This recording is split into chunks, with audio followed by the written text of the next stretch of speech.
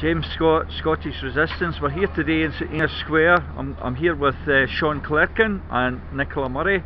Just going to talk about what's going on today regarding the Nicola Sturgeon speech, for example.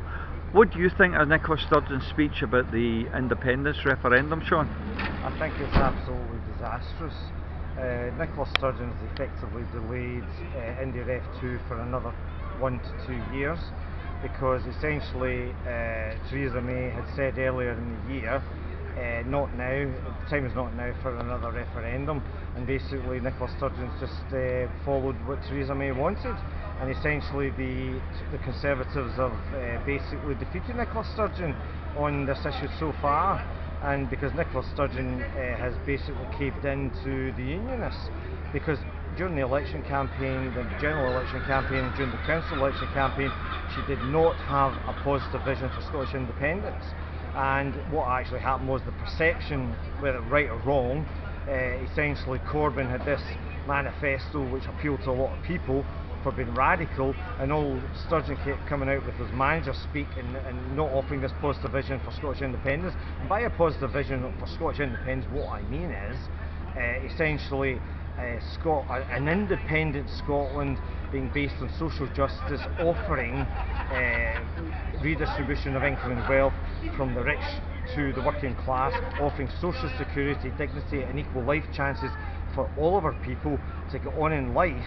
And if she had have offered that in an absolute anti-NATO and anti-Trident policy, we would have had a lot more support, we would have got a lot more votes, and we would have had a positive vision for independence, and people would have voted for that. And so she let us all down. And I'll be absolutely truthful, I really don't believe that Nicola Sturgeon is for Scottish independence.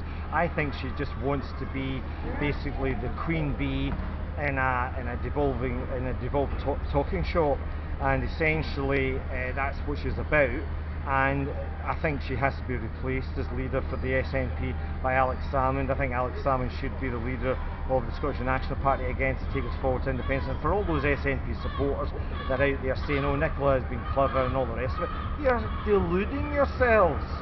The bottom line is Peter Murrell, her husband, has brought this Yes movement up, and that's only to follow the political maxim, you know, you can lie to some of the people some of the time, but the bigger the lie, the more they believe it. And it's a sop to the 100,000 people that join. Wake up, smell the coffee. The fact is, the window of opportunity for Scottish independence is out the window if we go down this road of basically waiting another year or 2 years. The fact is, it's going to cost human lives, because we've got unemployed, we've got the sick, we've got the disabled, we've got the dying, we've got people who are having the benefits cut. Now today in the National, they revealed, the Scottish Government report, £4 billion is going to be cut Social Security from Scotland every year from now until 2020. That means more people are going to be in poverty. We've already got over 1 million people in Scotland in poverty, 260,000 children living in poverty, more people going to food banks than ever before.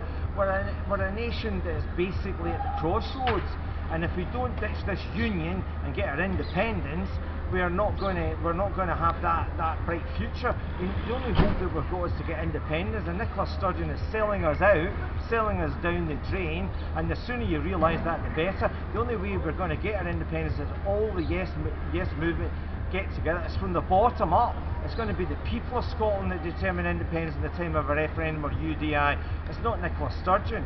The fact is, it's the people of Scotland that's going to make us independent, and we need every one of us to get up off our backsides and get out there and campaign for a positive vision for Scottish independence based on social justice and based on getting rid of Trident, not the narrow Brexit solution that Sturgeon was going down. The fact of the matter is, she really just wants a soft Brexit and going back to a devolved Scottish Parliament, and we don't want that. We want an independent Scotland based on social justice. We're an independent nation. 800 years of our history is based on an independent Scotland, and shame on all the unionists and shame on the Honest Lodge for marching tomorrow, because we are going to be an independent nation and we will be free.